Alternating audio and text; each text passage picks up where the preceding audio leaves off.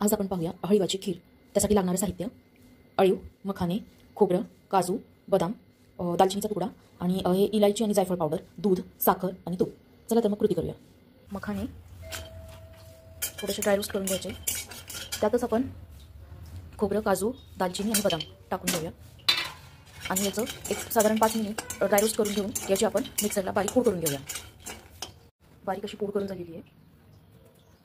हे आहेत अळीव अर्धा तास भिजवलेले पाण्यामध्ये. तर आपण हे पातेलं ठेवून याच्यामध्ये दूध गरम करून घेऊया.